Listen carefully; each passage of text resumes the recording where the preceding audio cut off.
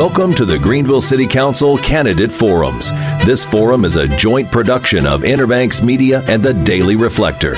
Please watch and listen to the candidates as they discuss issues pertinent to voters in the city of Greenville. Here is your host for this Greenville Candidate Forum, Bobby Burns, Executive Editor of the Daily Reflector. Hello and welcome to the Greenville City Council Forums brought to you by the Daily Reflector and Interbanks Media.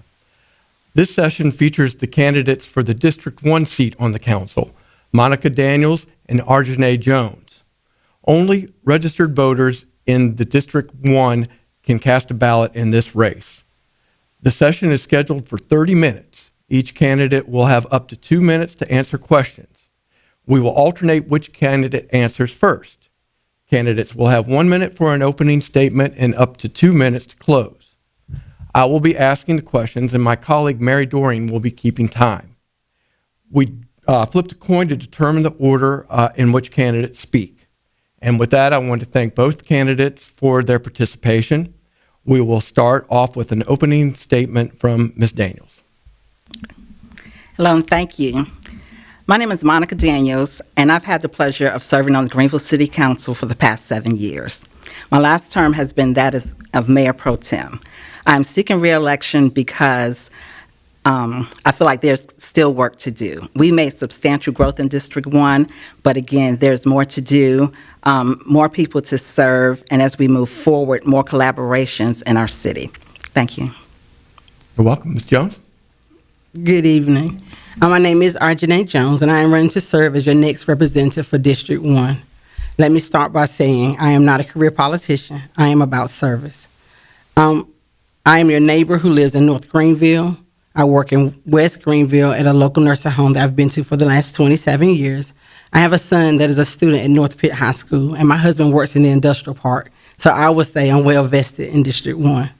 I want to advocate on your behalf, listen to your needs, your wants, and to be able to serve you. The items I wish to focus on when I get into office is positive, inclusive growth, improve public safety, and to be an access of resources to you. Thank you. Our first question will go to Ms. Daniels. Of particular interest to District 1, North Carolina is experiencing a boom in data center development as the use of artificial intelligence grows. Should the city change its regulation to promote more of this type of development? Why or why not? And what other types of industry should the city encourage? Thank you for that question.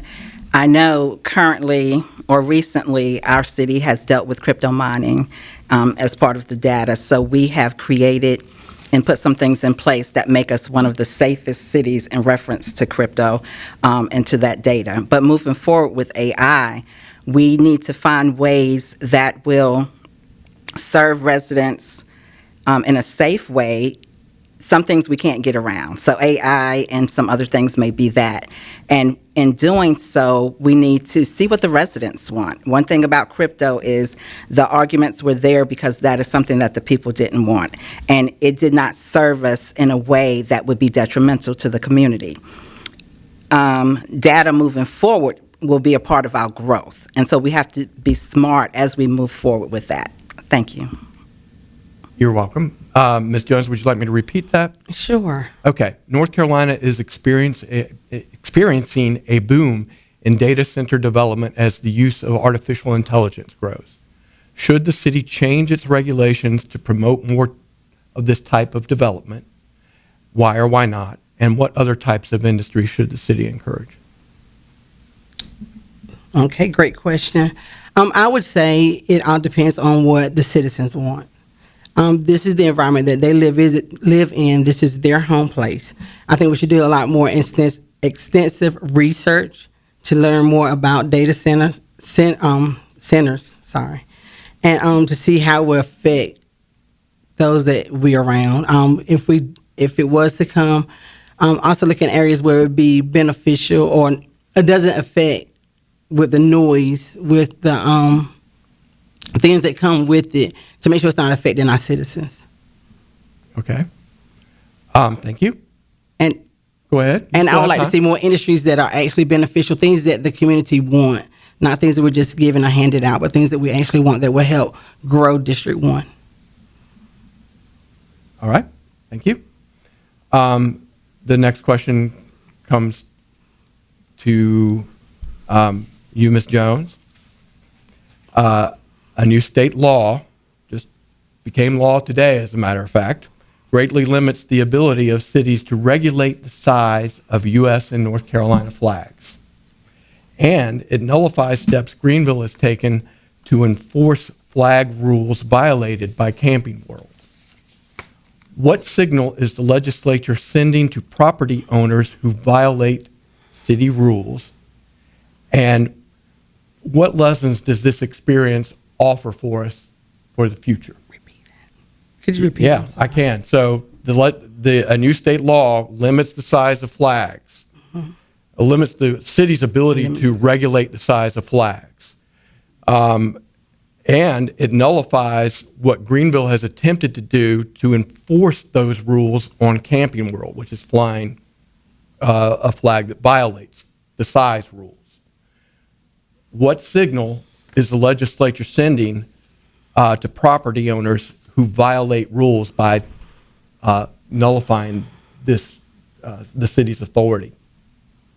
I do not like the fact that I guess that the state has come in to change city government. I think the city has a right to govern the things that goes on in our city. While I do understand some things are state regulated, don't get me wrong, and some things are also federal regulated. But to, I guess, go against what the city has already put into place, I'm not sure if that was a great decision. What's the takeaway of this whole experience for you? The takeaway, I would say, if you don't like something, I guess you just take it to the state and say, well, I don't like this, so let's just change the rule to benefit me. I'm not sure that That's fine. Thank you. Thank you. Ms. Daniels, do you want me to repeat it? Please. Okay. A new state law greatly limits the ability of cities to regulate the size of U.S. and North Carolina flags, and it nullifies steps Greenville has taken to enforce rules violated by Camping World. What signal is the legislature sending to property owners who violate city rules? And what's the takeaway from this experience for you as a city council person? Thank you. I believe that this is twofold in a sense. In reference to the state making this a law today, I think that's unfortunate. It's kind of like an override of decisions that have been made here. I personally did not vote for a lawsuit against Camping World. I believe that ordinances can be amended. We've amended more than 10 in the past 2 years. I believe that as a whole, when we talk about people and our citizens and what they want, the majority did want the flag to continue to fly. I believe that in this, my reason for voting against this was I did not believe that we should use taxpayers' money as for this. It takes away revenue that we can use for other things. I also believe that as we move forward, my takeaway is listening to the people more, listening to what they want, things that would benefit the city. Initially, as a council, we all voted, it was unanimous to amend this ordinance, and then that changed down the way. And so I think we need to stick to our guns. I believe that we need to listen to the people, and I believe we just need to save our taxpayers' money whenever possible. Thank you. So question 3 will come to you, Ms. Daniels. The city council maintained a city property tax rate of 39.54 cents in the last session. That's the lowest it's been in 20 years, while adding services such as police and firefighting positions. Yes. Some people think it could be lower, maybe as low as the revenue neutral rate, which is about 2 cents lower than that. What is your position on the tax rate? Could it be lower? And if so, how would you maintain those public safety positions? Thank you for that question. I believe that we have one of the lowest tax rates in the state, more than likely, and that we made a good decision for what we have. We have great staff. Our finance department works hard to ensure that the citizens, the staff that we employ, our police department and our fire department, that the resources are there for all of them financially and otherwise. So I believe that the city made a good decision that we made. Revenue neutral has its pros and cons. And as we move forward, we may revisit that again with future councils. I'm not sure. But I believe that we made a good decision, and I believe in hiring additional police officers and we're looking at additional fighters as well in EMS, that it shows the decisions that we made was the right one. Okay, thank you. Ms. Jones, same question to you. The council maintained its property tax rate of 39.54 cents. That's the lowest it's been in 20 years, while adding services such as police and firefighting positions. Some people are suggesting that the tax rate could be even lower. What is your position on the current tax rate, and going forward, how would you handle decisions about raising or lowering the tax rate? I agree that we would all love to have our tax rates decrease. I mean, I would love to. My taxes went up because my property value went up. And the property value goes up to, when the taxes go up, that helps to pay for the police. That helps pay for the firemen. As we all know, economy is going up. Things in life are going up. So that too will go up. But it does help to pay for staffing. It does help pay for public safety, streets. So these are things that we need. So, we have to come together as a city to help make sure that we have the things that we need within the city, including the policing, the public safety, community buildings, and these are the items that help pay for those. Thank you. Let's see, question 4 would come to you, Ms. Jones. Greenville's new police chief says the most complaints the department receives are about traffic and traffic noise violations, and that it is working to respond to those complaints. Where do you think the department should place its focus? I would love to see the department place its main focus on community policing and building trust. A lot of people feel that they can't trust the police, or actually, a lot of people are tired of being policed. We would like to go down to the root cause of what's causing issues, that we feel that we do need more police officers. Community engagement, building community places that, start with the root cause of kids, making sure that we have them places that can go within the community to engage, more Boys and Girls Club, more PAL programs. That's where I would like to see the main focus of our police, is building trust and community engagement. Ms. Daniels, you want me to ask the question again? Please. Okay. Greenville's new police chief says the most complaints the department receives are about traffic and traffic noise violations. And it is working to respond to those complaints. Where do you think the department should place its focus? I believe that we need to trust the person that we put in charge to lead our police department. And if he says it's traffic and noise, then that's what we need to focus on. I believe that, well, I know I have a 15-year-old granddaughter that's starting to drive, and I'd like for her to be on those streets safely. Anyone who drives in Greenville, we hear the mufflers. We see how traffic goes. We do have citizens that respond to traffic accidents and things like that. So getting people more involved with that, and just trying to make our streets safer so we won't be number one in the state of North Carolina for accidents. Thank you. The next question comes to you, Ms. Daniels. Yeah. the city has taken a number of steps in recent years to increase the affordable housing stock, including most recently investing city funds in a community partnership to build 50 single-family homes in 10 years. Yes. What challenges remain in promoting affordable housing, and to what degree should the city and its tax dollars be involved? Thank you for that as well. I believe that this is a wonderful program, by the way. One thing that I am big on as I sit on the council's collaboration and working together with others. I think we make a greater difference when we work together. I believe that some things we need to do for affordable housing is to ensure that the communities and the neighborhoods where we add that affordable housing is affordable to the individuals in that community.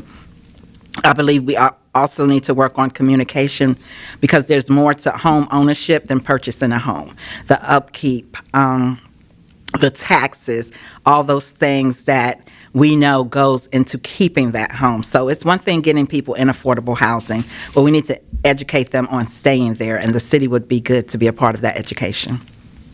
Thank you. You're welcome. Ms. Jones? Let's see, where was I? The city has taken a number of steps in recent years to increase its affordable housing stock, including most recently investing city funds in a community partnership to build 50 single-family homes in 10 years. What challenges remain in promoting affordable housing, and to what degree should the city and its tax dollars be involved? I do say affordable housing is truly needed in Greenville as well as other areas of North Carolina and beyond. I was excited to attend the groundbreaking ceremony of the 50 and 10, and I think it's a great idea. I applaud the efforts of the city and the community stakeholders for introducing this. And I think it's important that we continue to work towards this line of programming. I do sit on the Affordable Housing the Affordable Housing and Loan Commission, and so I get to actually help to sign off on some of the grants and things that they provide. And I agree, just education, teaching people the steps, and we do actually do a good there's a good program for that. Building credit. To show them the things that they need to have the affordable housing. But we also need affordable renting.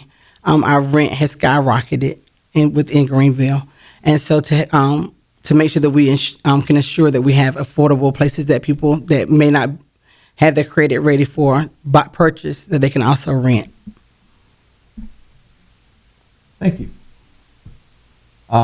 Question 6 would go to you, Ms. Jones.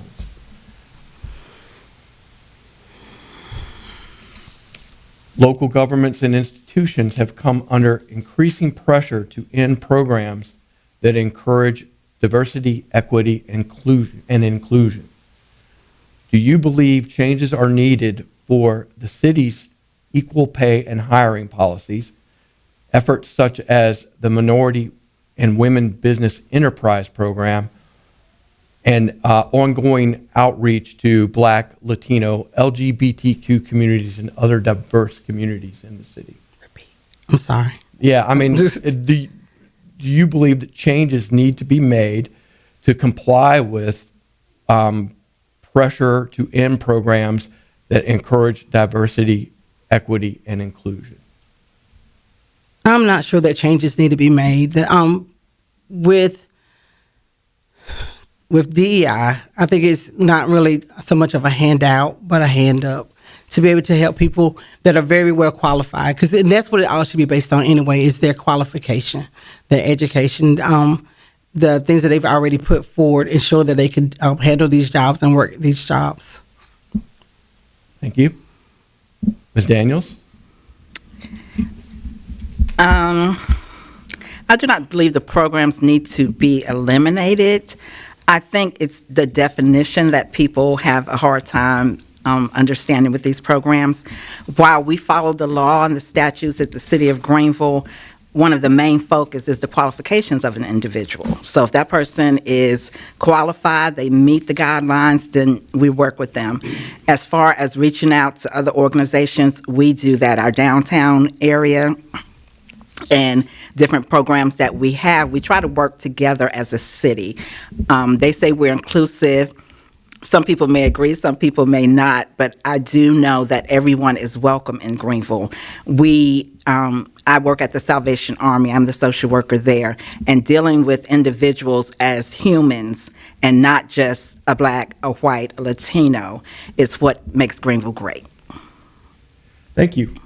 So that concludes the questions. We will move on now to the closings. Each of you will get 2 minutes to offer a closing, and we will start with you, Ms. Jones. Thank you again. Thank y'all for having me. And excuse my nervousness. But this job is not about sitting in the office or even showing up but it's about standing up for you. So not only will I listen to your issues, but I will act on those issues and follow through. At the end of the day, I'm running to be a voice for all people in Greenville, from long-term residents to students, small business owners, and young families. Together, we can build a city that works for everyone. Again, my name is Arjenae Jones, and I thank you for this opportunity to introduce myself. I hope to see you again as the next City Council representative as I serve you with compassion, action, and accountability. As a candidate for City Council, I am committed to bringing compassion, truly hearing the needs of every neighbor and advocating for them. Action, moving beyond talk and finding real solutions to the issues that matter, and accountability by maintaining transparency in every decision, keeping the community informed, and making sure that your voices are heard. We deserve someone that shows up, follows through, and stands on their word. Our community deserves a leader who listens and provides services, acts boldly, and stands firmly on what's right. Thank you. Thank you. Ms. Daniels?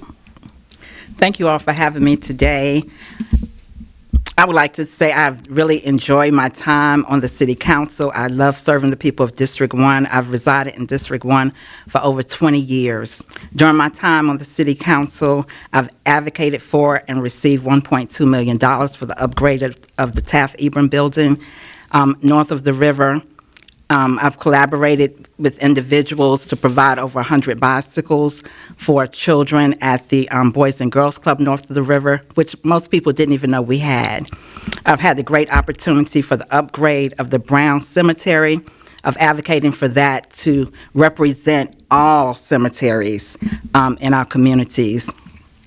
I am in the community every single day, whether serving as a social worker at Salvation Army, representing the City Council, or just being a mom and a grandma in the city of Greenville, because I love this city.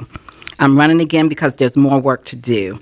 We have a pharmacy and a medical center coming north of the river, which is proof that working together with others is a success. It is something that I have advocated for all my years on the City Council, and to see it finally come to fruition is one of God's greatest blessings. From infrastructure on our roads to our parks, people working together, I think that District 1, it leads to growth in all our districts in Greenville, and I'm looking forward to growing even more. Thank you. Thank you. This concludes our forum with the candidates for the District 1 seat on the City Council, Monica Daniels and Arjenae Jones. Thank you again to both candidates, and thank you to our audience as well. Today's questions are ripped from the headlines of the Daily Reflector, so please keep reading and stay informed. And remember, early voting runs October 16 through November 1, and Election Day is November 4th. Thank you.